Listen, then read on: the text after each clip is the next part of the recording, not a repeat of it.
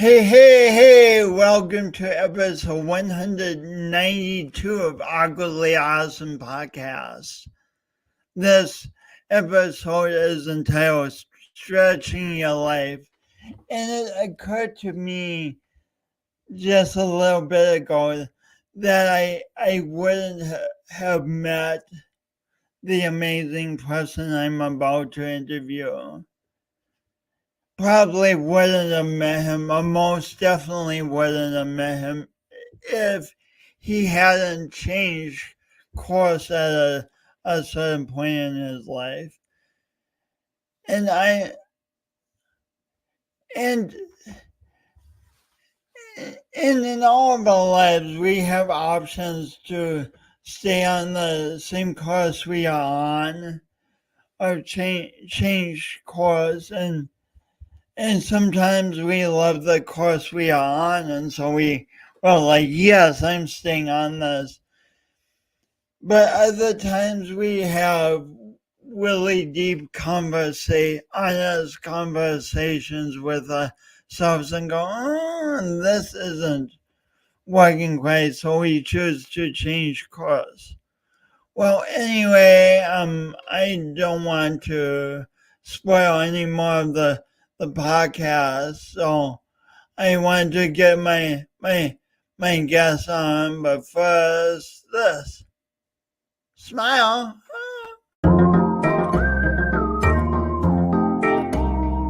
Today's guest, Dave Veit. Welcome back to Awkwardly Awesome Podcast. I'm still your host, Jason Freeman. I still have my speech impediment, and I'm still proud of it. Let me tell you a bit more about Dave. Have you ever reaped the rewards of a particular path in life only to realize it was no longer the direction you cared to travel? Some people are lucky to find that path early in life, for others discovering a path that feels right and balance can take much longer. Dave Veit spent years working his way up the corporate ladder before he realized that just didn't feel good. He had pain in his body. He felt out of breath when he took walks. So he started doing yoga. Yoga in turn led him to re-examine his direction in life and contemplate a change. I don't want to spoil any more of his amazing story, so please welcome this return guest to Awkwardly Awesome Podcast, Dave Veit. Morning. Good morning. How are you? I'm good. I'm well this morning. Thanks. That's wonderful. How you doing? Good. I'm well too. Good. I have a question for you. Actually, a lot of them. But if I had known you when you were 7 or 8, for one, my life would have been much more amazing knowing you that long. But also, if I had asked you at the age what you thought you would do with your life, what would you have said? I had just seen Raiders of the Lost Ark, so I wanted to be an archaeologist. That movie was so cool when it came out. What did you love about that movie? I loved the excitement of like the adventure, the spelunking in caves and finding the gold Peruvian idol head, and then the next day being in, I don't know, was he in Kathmandu or something like that, or in Tibet, and looking for the Ark of the Covenant. I mean, it was just fascinating places and locales. I've always been attracted to like that that fantasy element of entertainment fiction. Wonderful. It is so fun to be transported into a new space, and then you walk out of the theater and you're like, wow, that was really different. Yeah, sure. I mean, absolutely. Like Star Wars 2 and the Lord of the Rings kind of things, the high fantasy or the science fiction, all that stuff was just captivating, and still is. I still love that stuff. Who in your life had a career most like Indiana Jones? Was there anyone who had an out of the box career? I mean,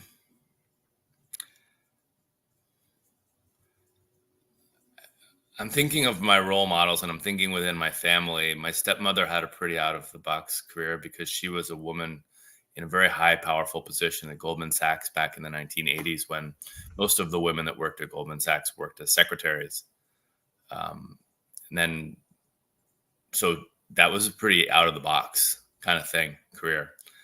And then my grandfather also kind of, he came to this country when he was about 25, and he started a business and with his brother, and they made this little business into one of the primary suppliers of wallets for Kmart and Caldor.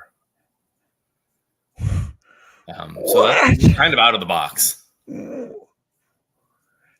So okay, so your grandfather came from where? Austria. Austria. And at age 25, and did he speak the language when he came? I think he had started learning English when he got here, but I'm not sure he was entirely fluent yet. That's a good question.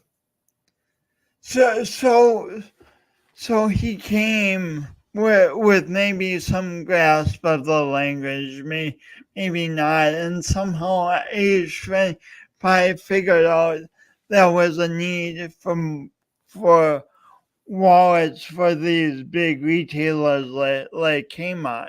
Well, I think initially he was overseeing a team of people that were hand stitching wallets of a super high quality, and he was just repeating his parents' business model in this country. And later in life, he used his engineering background to develop this process of heat sealing plastics, and that process allowed him to make a lot of wallets inexpensively, and then that's when he started supplying the Kmarts of the world. Wow. He sounds like a fascinating man. Yeah, if only he were around and you could podcast him. He was a fascinating man. Just a side note, like you and I know each other really pretty well. We've had lots of conversations, but it's amazing. We've never had this conversation. We've never, I don't think, talked about your grandpa. Yeah, I mean, we could talk about him all you want.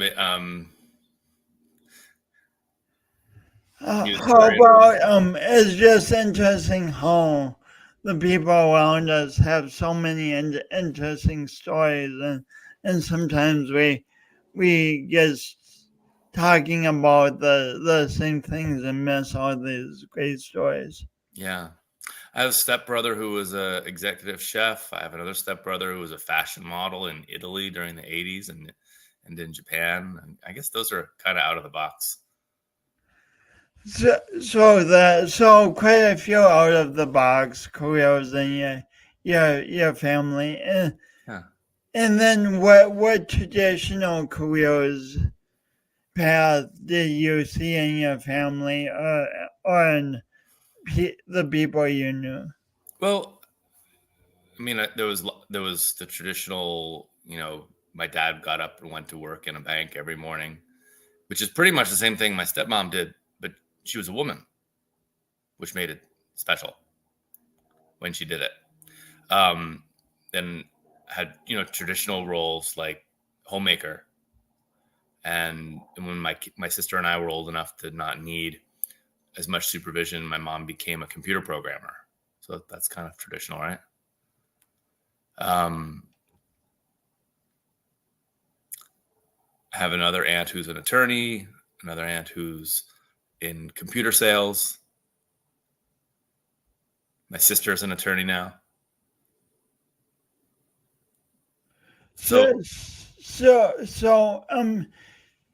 in the midst of seeing some out of the box careers, some traditional careers, at age 7 and 8, you wanted the path of being an archaeologist, the path of adventure. How did those ideas change? Did they change later in grade school? When did those ideas start to shift? I think my parents discouraged me from, didn't discourage me from becoming an archaeologist.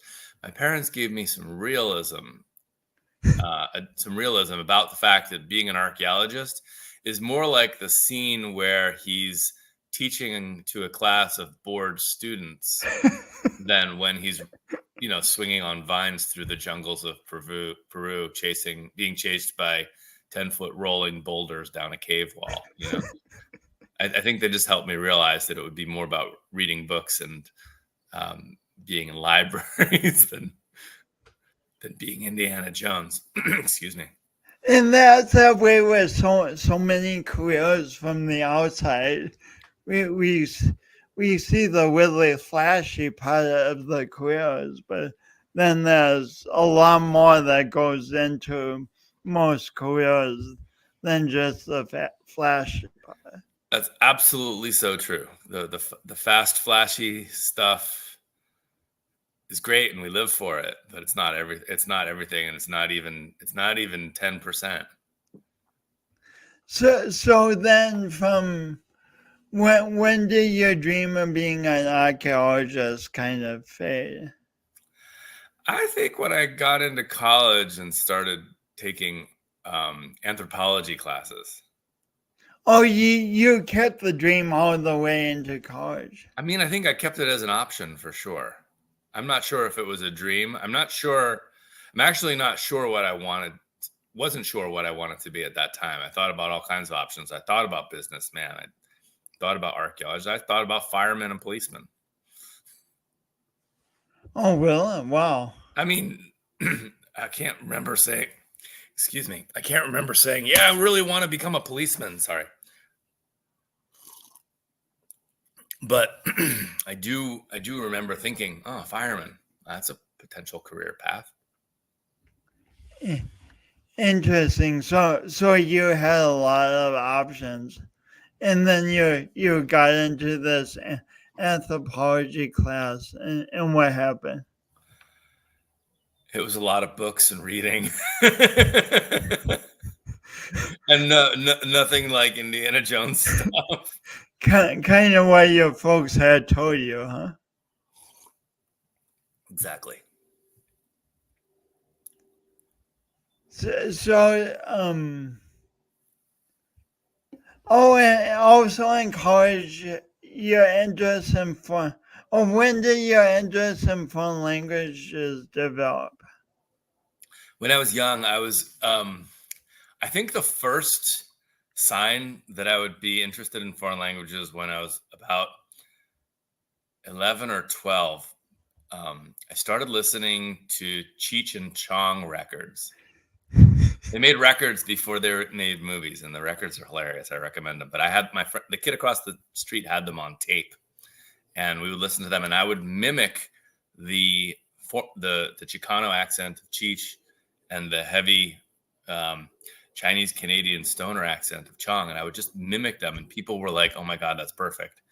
And then I started learning a little French. Like my dad gave me a French learning book, and so I learned how to say a few things, just really simple sentences, and I enjoyed it. And then as a freshman in college, my mom, who had taken Latin, convinced me to take Latin, and I really liked Latin. And then as a third year in high school, I was in Latin 3 and French 1. And as a fourth year in high school, I got special permission to not take physics. And I Oh, was in wow. fourth year Latin, second year French, and So first. you took 4 years of Latin in high school? Yeah, Wow. 4 years of Latin, 2 of French, and 1 of German. Wow. I just enjoyed the languages. It was just the funnest thing about school. So, aside from mimicking accents, what do you enjoy about learning different languages? It literally feels good in my brain Mm. to speak in a different language. It's fun. I'm good at it. I like not just good at it, but I seem to be better than most people at it. And it feels good to excel. So when you go to practice a language like be it audio or text, it's not like, oh, I have to practice doing this new language. So at this point in my life, my second language is Japanese, just because I've studied more Japanese than anything else other than English. And writing in Japanese is really hard because I have not stayed current with it. I have not been doing it every day since I learned it, and it is a second language. So can I do it? Yes. Do I need my dictionary? Yes. To write at beyond a first grader's ability, I need a kanji dictionary, and the kanji are the Chinese characters that Japanese uses, because I just can't remember them all. What would you enjoy spending an hour writing in Japanese? Yes, if that what I'd written would be well received by someone who mattered to me. Yeah, for sure. If it was just doing it as like a homework assignment, probably not. So how did your love for foreign languages play into your college journey? As a freshman in college, I was in advanced Latin and first year French. I took a full year of French in college. But then I stopped with French and I stopped with Latin. And as a sophomore in college, I started with Japanese. Okay, wait. So you Latin, French, and then what suddenly took you across the world to Japanese? I had a really good friend from high school who postponed her freshman college admission for a year to accept a scholarship from Rotary International, through which she was invited to repeat her senior year of college in a Japanese high school. In the month of January, my school didn't have any classes. It had room for one to complete a January project for credit. And so she arranged for me to live with a Japanese family for 3 weeks during January of 1992. So you were a freshman? I was a freshman in college, yeah. That's right. Actually, I had signed up for Japanese 101 as a freshman in college, but the college decided that calculus was more important for me to study that year. So I didn't start Japanese until I was a sophomore. But I did go to Japan my freshman year. College was very disappointed when I changed my major from classics like ancient Greek and Latin to Japanese studies. Who was very disappointed? The university. I sort of leveraged my 4 years of Latin and declaring as a classics major to get into my reach school. But then you And I changed my mind. So speaking of out of the box, what was this month in Japan like for you? It was so amazing. I did a study book before I got there, which taught me how to speak Japanese English, which is basically changing the way you pronounce English and then being widely understood in Japan. Not perfect, but I mean, I was at least 50% of the time understood just by speaking more slowly and making my pronunciation of modern American English very Japanese, which is what people learn in school in Japan. So I got there, and a friend of my father's picked me up and put me up for a night or two in Tokyo in his home. And then I found myself getting on a train, going out to the countryside, and getting lost, getting on the wrong train, but eventually arriving in my friend's town where my friend's family picked me up and brought me to my homestay family where I stayed for 3 weeks in the countryside in a beautiful little house that was very Japanese, with a family that had a son who was, I think, a year younger than me, but he had been studying English, and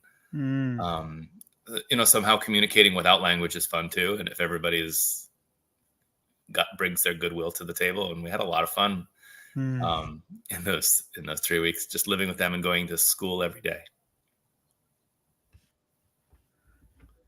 So you had this such an amazing experience. I sure did.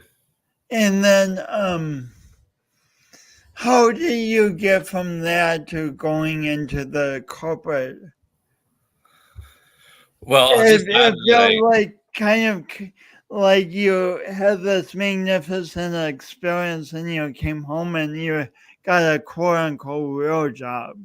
I continued that amazing experience by spending my junior year of college in Japan with a Japanese family that didn't speak English. And by that point in my life, I was sort of thinking about, what am I going to do for money when I graduate? And it was kind of just obvious to me that I would get a real job, because I would need to support myself. And so shortly after college, I was hired by Sanyo, which is was a Japanese consumer electronics manufacturing giant. What do you enjoy about working in a company? It was kind of cool to be working in a Japanese company using the Japanese that I'd learned in school every day, and translating for senior executives, and seeing how things work on the inside of a big multinational company. In retrospect, I kind of wish that I'd written more about it, because it was kind of fun and crazy and weird. So your work was really dealing with two very different cultures on a daily basis. Three, because our offices were located less than a mile from the Mexican border. And the company had 7 manufacturing facilities just across the border. And one of my duties was giving the factory tours to visiting dignitaries. And when new Japanese expatriates came to work in San Diego, I would give them the tour as well. So I got really familiar with the facilities in Tijuana as well as the ones in San Diego. Wow. And unfortunately, I don't speak Spanish. I've never studied Spanish, but somehow, because of my language background, it just sort of falls out of my mouth. And I'm not proud of my Spanish ability, but I'm proud that I can communicate pretty well in Spanish. When you talk to someone whose English is really terrible, but you're having a good conversation with them and you understand them, and it's like, oh my God, you're a caricature of a foreigner who's speaking. This is like the most horrible broken English. That's the way I am in Spanish. But somehow, you're communicating, and that's kind of awesome. It says a lot for your language ability that you've never studied a language, but you still can get by that. It just sort of tumbles out of my mouth. And there's a lot of patterns that are repeated across the different languages. Like, because I had so much Latin, the root words of most words are pretty evident to me. I just don't know quite how to, do you put an ED on the end of that word or an ING? Doesn't really matter. I get the point. So now you're developing a definite, unique career path that you could have continued on. Like you could have worked your whole life for multinational Japanese companies with facilities in the United States and Mexico. There wasn't much future in that. My salary was kind of pathetic, and there wasn't much opportunity for advancement within a Japanese company because I was hired here rather than by the headquarters in Japan. If I had gone that route and been hired in Japan by the company, then I would have had more of a future with the company. But Could you have gone that route? I couldn't have gone that route retroactively. I perhaps could have done that right after college, moved to Japan and applied for jobs in Japan. But I didn't do that because I was hired here. That was the beginning and the end of it. I was a local hire or mercenary labor. Mercenary. Nice. Yeah, but it was interesting. And last year I went back to Japan to visit for the second time since studying there. And I got together with some of the senior executives that I'd worked with close to 30 years ago. It was kind of neat. What stands out as being the most fun about that experience? Well, there was one guy who was an out of the box kind of guy. In Japan, the nail that sticks up gets hammered down. And there was one guy, Mr. Uesugi, who was he was the nail that stuck up, but somehow he never got hammered down. He was just that's the word I'm looking for, Maverick? Yeah. That's not the word I was looking for, but it's a perfect word. He was a maverick in that he marched to the beat of his own drum, and he did a great job doing the work that he did, but he wasn't the standard traditional company man. In fact, he imported his own car. He had a Suzuki 2-seater that had gone with him to the South Pole, Antarctica. He had brought it to Antarctica. He did a road trip from Alaska to Quebec to Florida to San Diego, back to Alaska. He shipped the car home. And that was all before he was transferred to San Diego to work here. And he still has the car, and he took me on a 3.5-hour drive into the Japanese countryside, and then on what he remembered as a 20-minute hike, which was more like an hour and 20 minutes. But it was a beautiful hike, and at the end of the hike, there was a canyon, and at the bottom of the canyon, there was a cave, and in the cave was a 20-foot waterfall. It was an amazing power place, and we had just the greatest time together doing it, just sort of enjoying ourselves. That sounds really fun. It was amazing. Really fun. So you realize that was a ceiling to your advancement at the Absolutely, company. it was the rice paper ceiling. Oh wow! So then what did you decide to do next? I quit after I had been employed for exactly 4 years. I made it to the 4-year mark, and I quit, and I went to business school, and I got a business degree, an MBA. And so you got more education, and what path did that open up for you? So while I was in business school, I took a job at a .com, a tech company in the year 2000, and it was a voice over IP telephone company, which had little boxes about the size of a dorm refrigerator that enabled point-to-point phone call transfer on the internet. So it was The popular. size of the dome refrigerator. So big these days. That would be huge these days, but back then it was considered an amazing size. And so what I realized was that a company like Sanyo, which has operations all over the world, could get a couple of these boxes and install them in their main locations, and then they were paying hundreds of $1,000s a month to AT&T for their phone service, but that could all become free. So that was what that company was, and I worked in the president's office. I was sort of the executive assistant to the president, but rather than managing his calendar and that sort of thing, I was starting departments like the human resources department and the investor relations department. And I helped him raise $5 million in private equity from his Rolodex to support that company. And within 2 years, he ran it into the ground. A really interesting job. And you could have gotten, I assume, a similar position at another company. Yeah.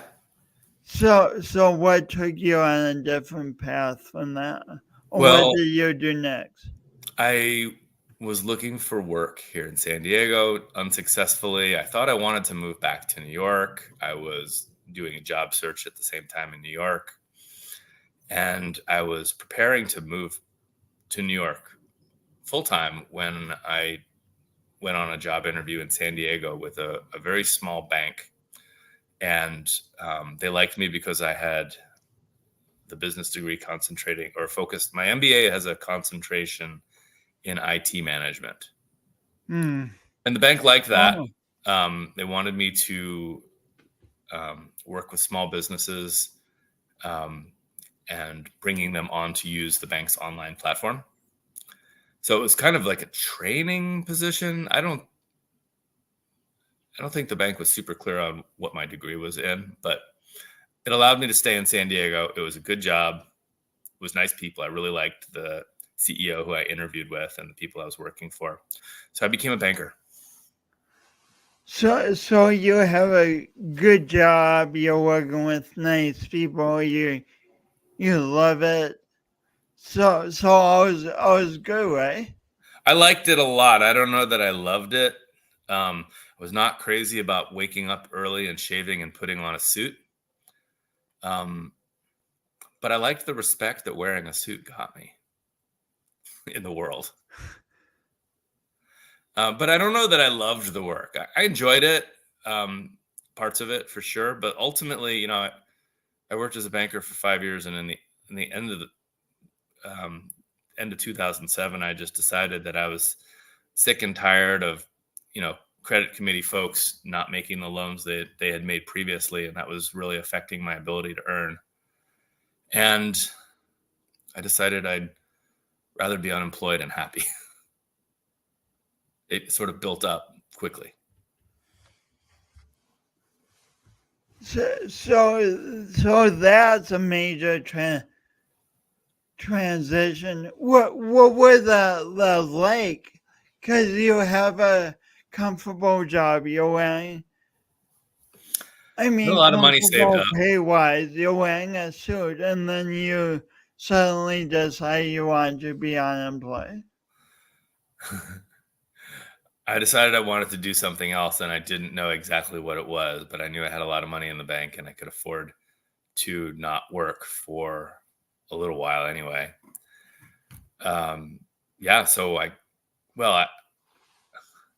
So to be honest, I quit before I was fired, but I didn't tell anybody.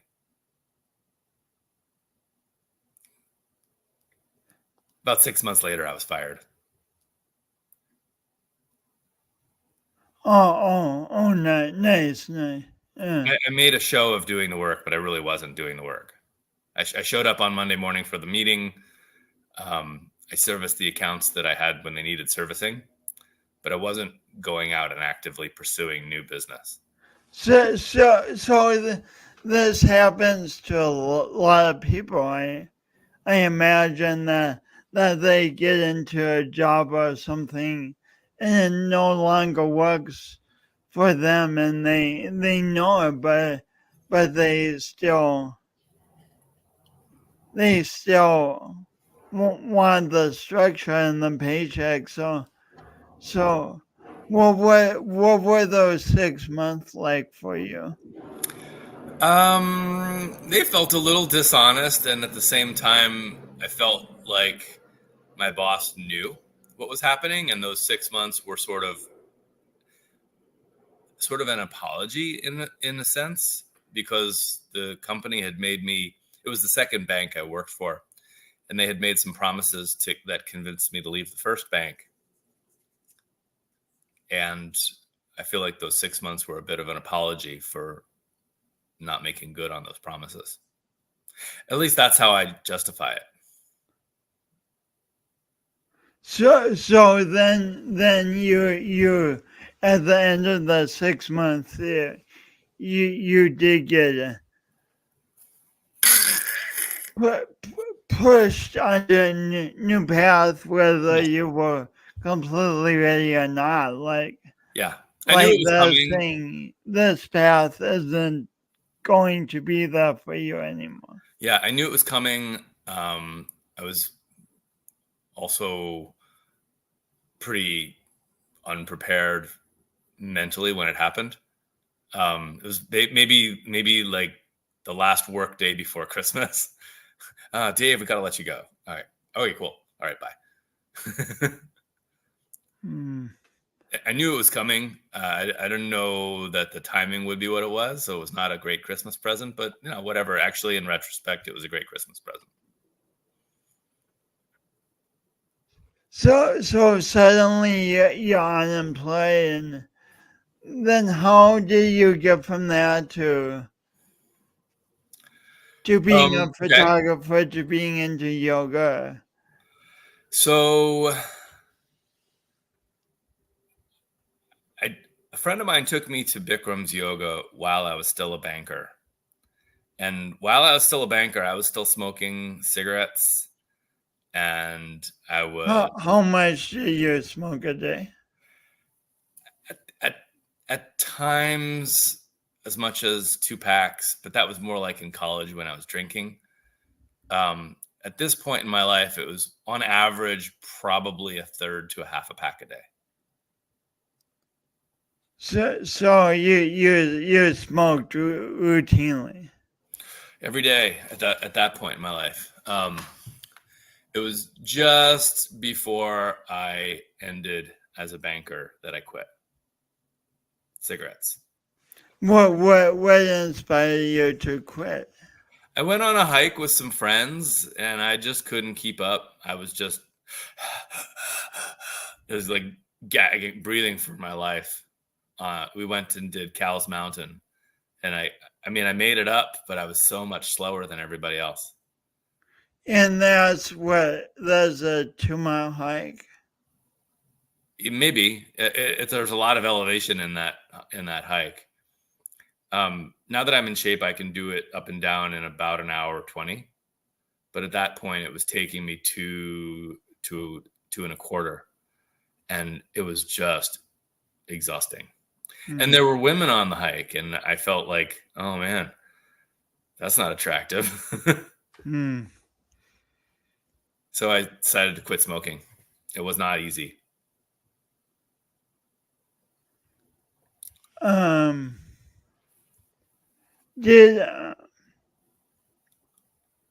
Did you regret several times in terms of quitting and then starting again? No, that wasn't the first time I'd quit. I'd quit a couple times when I worked at Sanyo.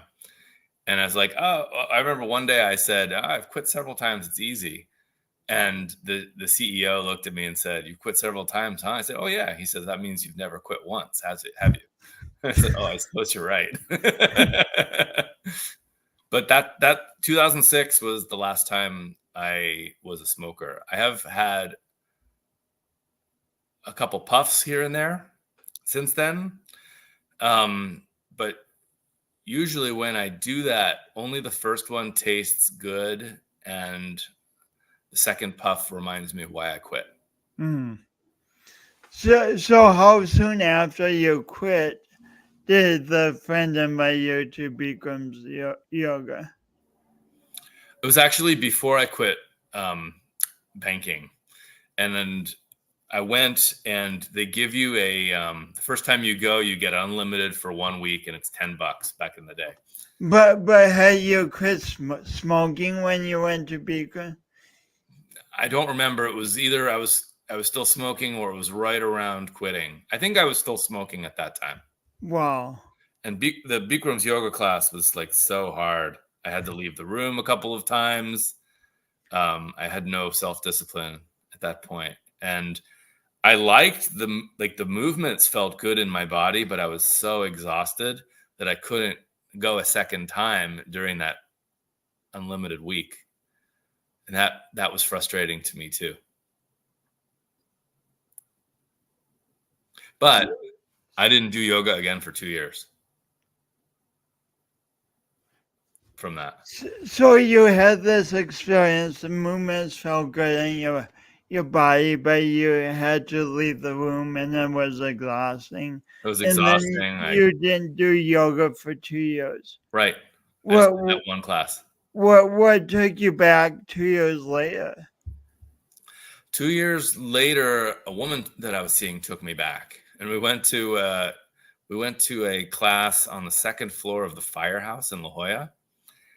And the woman who brought me was my age, which was about 35. But without us, the average age of the people in the room was 65, and they were all women. And I didn't feel like I was in the right place. And the yoga didn't feel great either. It didn't have the structured regimentality and martial aspect that Bikram's yoga has. It was more like, okay, welcome to class. Please sit down and blossom your anus and breathe deeply and look to the skies. And it was that kind of yoga. And I was like, get me out of here. I did not enjoy that class. And then maybe a year later, I had quit banking, I had been expunged from the bank rolls. Let's just say, I was doing another job, and I moved into a non-banker's apartment, something that was more affordable. And there happened to be a Bikram yoga studio on the block. And I said, oh, now I'm not smoking. Now I'm doing more regular hiking. Let's try this again. And pretty soon I had an unlimited membership at Bikram's Yoga down on Hancock Street when it was still there. So this would have been how long after your first Bikram class? About 2 to 2.5 years. It's such a good story, because sometimes when we try something new, it kind of interests us, but we must just not be quite ready to make the change. But that doesn't mean it's entirely out of our lives. Right. I didn't forget about that class. I had that class in mind, but I just didn't have the wherewithal, the mental energy to take it on until I did. And then how did going consistently to Bikram change things for you? Well, I think all that sweating helped me detox from the tobacco life. The tobacco life. When I first started doing Bikram regularly, I could only do it once every 2 weeks. It was still so exhausting. But when you first started doing it, you could only do it once every 2 weeks. Yeah, I remember it was 2 weeks before I did a second class. But that 2 weeks, once every 2 weeks, became three times in 2 weeks, became once a week, became every other third day, became every other day, it literally became every day. I would usually take 1 day off a week. But there are classes or weeks when I did 8 classes, because sometimes I would do a double class. There were weeks when you did a double class, Bikram. Yep. Yeah. My body really loves to sweat. I never feel as clean as I do after a 90-minute salt flush from the inside out. And remind me how hot Bikram is. I think it's supposed to be 105 degrees, and they pump in humidity. So you went from doing one class and then not doing it for 2 years to doing one class every 2 weeks to doing 3 hours of Bikram on some days. Yes. What is it like to see that type of growth in your own life? Like, you're not watching, like, this is not watching Indiana Jones and seeing someone do something. This was your life. What's that like? When you do Bikram's yoga, you do it in front of a mirror. And I always had a friendship with the mirror. When you're this pretty, it's hard not to. And I just, there's something about being in front of the mirror and locking eyes with yourself and going through the poses and noticing what's different about myself every day and how that changes how the body expresses the poses. That is like, it's more interesting than almost anything to me. Wow. It's all about me. So you were in front of the mirror day by day, seeing this radical change. It's actually interesting. There was not this really visible change because I was really fluffy in those days. I had a lot of body fat and not a lot of muscle. And yeah, I know I was building muscle, but the fluff was still there as well. You know, Bikram makes you hungry. So I didn't lose a lot of weight. I started gaining weight because I maintained about the same body fat, but built muscles under it. So you didn't really see that muscular growth. Felt stronger, but you didn't really see it. But I was looking for it. Still look for it.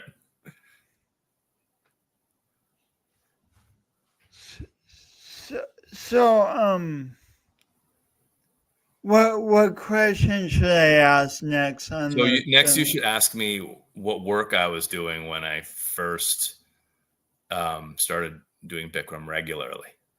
Good idea. Hey, Dave, what work were you doing when you first started doing Bikram regularly? I had decided that after the banking, I had decided that my next move would be to own and operate a doggy daycare, maybe a pet hotel. So I decided to get a job at PetSmart's pet hotel and figure out how to do it. That was a physical job. I was on my feet walking around for 8 hours or 7.5 hours or whatever it is, the shift, 5 days a week. And I was also doing Bikram yoga in those days. So I was getting a lot of energy and getting stronger. But yeah, that's the job I had. I was cleaning kennels and supervising playrooms and shuttling dogs from the lobby to the rooms, which are kennels, in the pet hotel, and also cleaning the pet hotel and also feeding dogs that are spending the night, and even doing some cool stuff like that. We had this one dog that nobody could touch, and it was just completely growling and nasty to anybody. And it was a Chihuahua named Scooby-Doo. And I felt bad because the owners were going to be gone for a month. So this animal was going to be in the hotel for a month, and it was getting no attention or affection. So one day I asked my supervisor if I could spend some time with the dog, and she said yes. And so I walked into its kennel, which was kind of about the size of a decent walk-in closet. And I just walked in and I sat down and did nothing, made no eye contact. But I sat down, and I'm much bigger than this little dog, right? And it was just sitting down, looking at me, looking around. It growled when I came in, but it stopped growling pretty soon after I started ignoring the growls. And then after I'd been there for about 15 minutes of pure silence, I said, "Scooby-Doo, come." He came right over to me like he was my dog.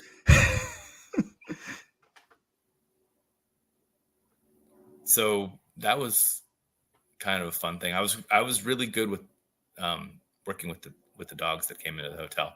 I was so good that they decided to promote me from, I don't remember the name of the job title, but from kennel worker to dog trainer. And so PetSmart trained me to be a dog trainer.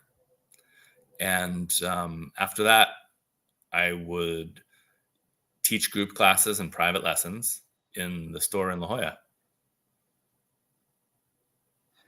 And then now from that came interest in being a pet photographer, and you have a photography business now. Yep. Another form of exercise that I was getting in those days was walking. And my girlfriend and I, my girlfriend decided she wanted a Rottweiler because I took care of one for 2 weeks while its owner was out of town. I sort of boarded it in my apartment. And this was a big, scary Rottweiler. She's the thing that goes bump in the night, you know, but she was actually a golden retriever trapped in a Rottweiler suit. And my girlfriend liked her disposition so much that she decided she wanted a Rottweiler. And I said, let's go take a walk at the dog park and meet some other breeds. You've never owned a dog before. Maybe you'd really like a Pekingese or a Pomeranian or a toy poodle or a Chihuahua. And so we started going for walks at the Fiesta Island off-leash dog park, which is 96 acres in San Diego Bay. And it's beautiful. And you got the water, and the dogs it's heaven for dogs. And we started doing that walk every day. And one day I'm going to sneeze. Is that okay? Yeah, it is. Podcast. Now it's going away. Anyway, so we started taking walks there regularly and meeting dogs. And one day I just for myself had bought a digital camera, and I brought it with me just to play with it on the walk and see what happened. And I had forgotten to take off my training treat pouch that day. And I found myself reaching into the treat pouch and using the body language of dog training to model the dogs for me to photograph. And I said, a wedding photographer that doesn't have a gig on Tuesday is probably doing this and can't do as good a job. So I'll start doing this. And initially it was me emailing photos to people that I'd met at the dog park. But eventually people started coming up and asking me, and I built a little website and started collecting emails and sending people a link to the website where they could buy the photo after I published it. And I still market to those people whose email addresses I collected back in 15 years ago. But and now you go to dog shows and you have a lot of stuff going on. Yeah, so I guess we skipped around a lot, but these last 15 years I've been a pet photographer, predominantly for dogs. But there's other animals that I photographed as well. So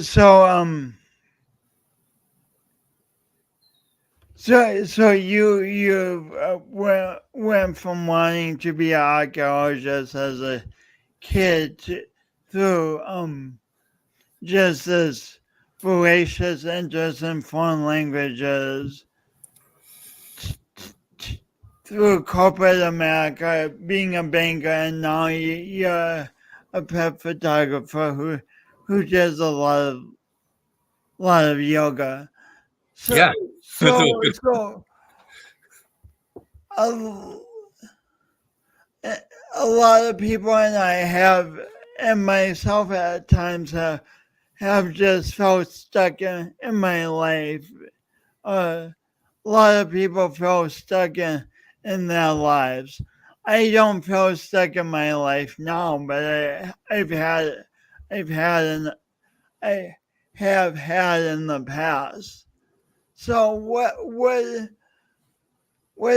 advice after experiencing saying yes to so many transitions, what advice would you have for people who feel stuck?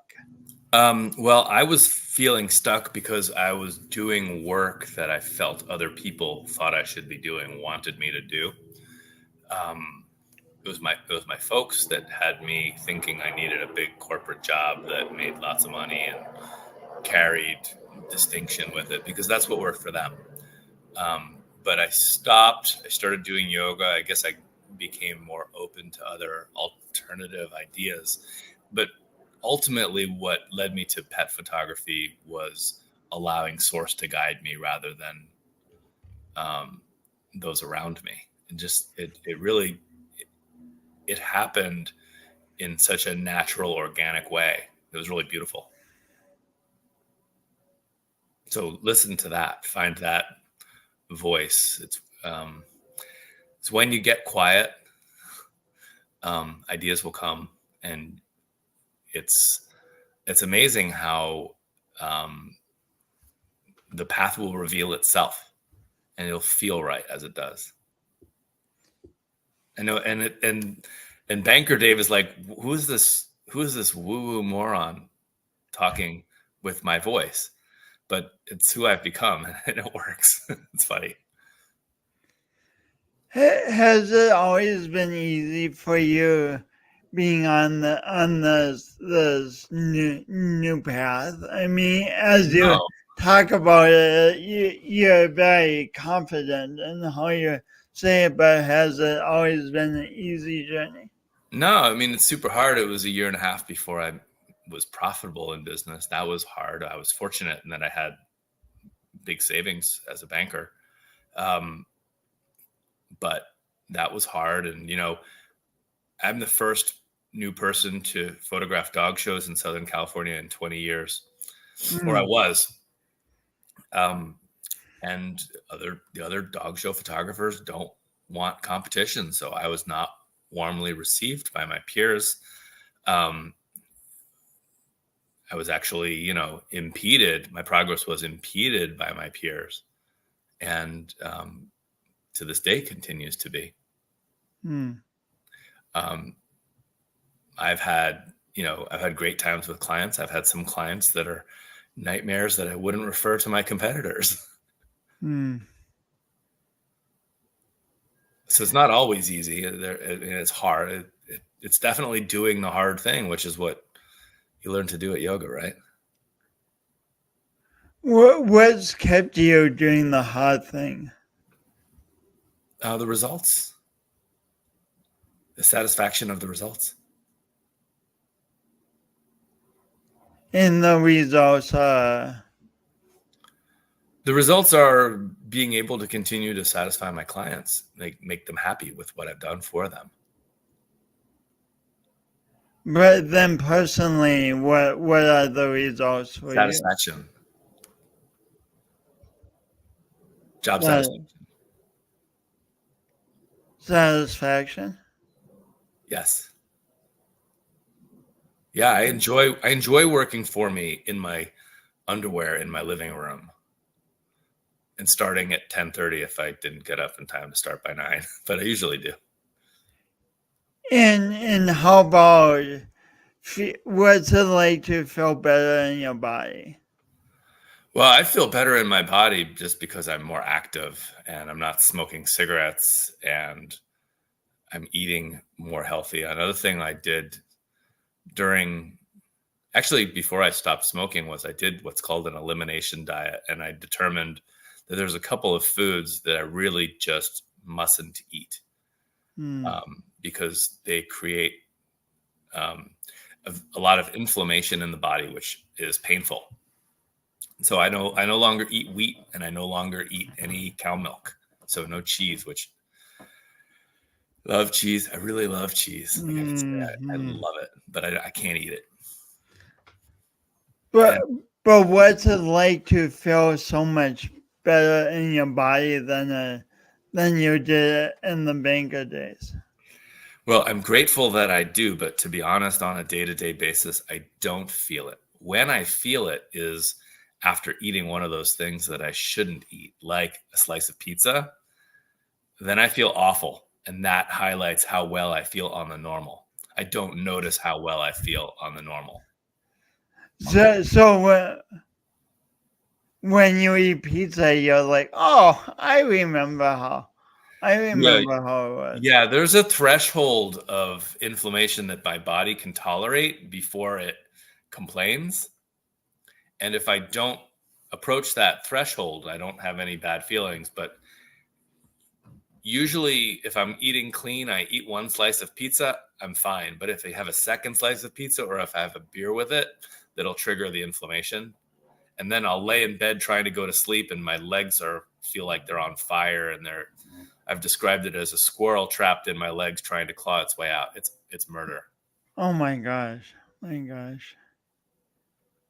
Yeah. So if I feel that, and I did earlier this year, I had 2 slices of anchovy pizza because I wanted them, and I ate them, and they were delicious. But that night, I had trouble sleeping.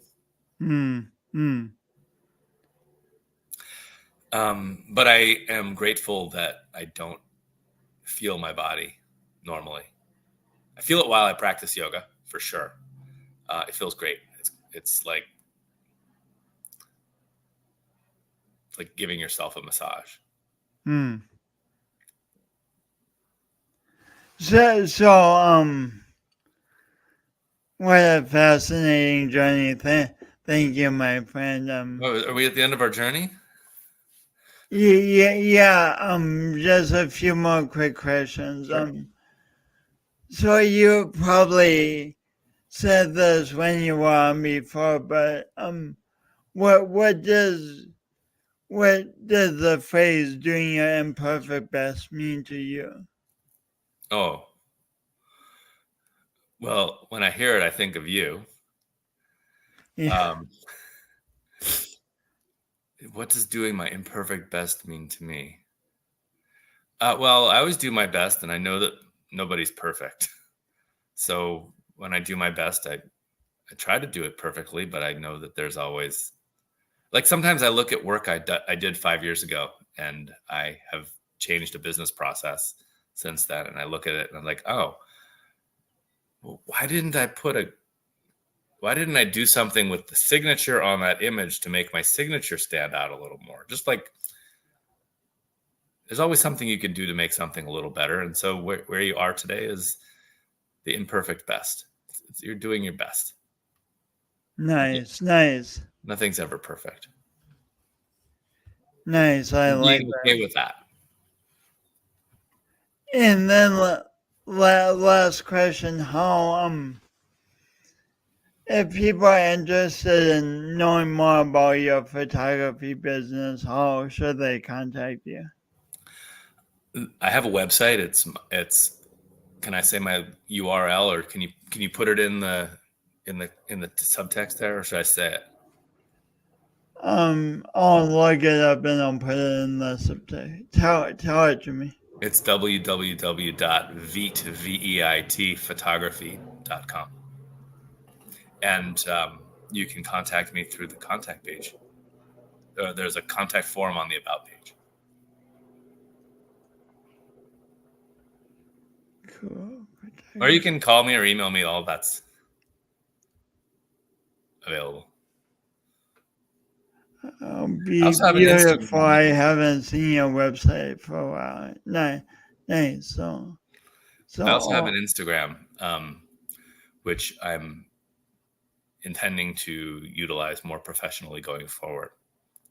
And that's at Dave Veit, DAVEVEIT. No. Okay. This is how this works. That's beautiful. Cool. Well. Thank you so much, my friend. My pleasure. Thanks for having me. Let's do it again. Yeah, well, round 3. Okay, cool. When I'm an astronaut. We got an astronaut. Okay, we will definitely do it again when you're an astronaut. Cool. Dave is such a great person, and I actually stayed at his house when I was in San Diego.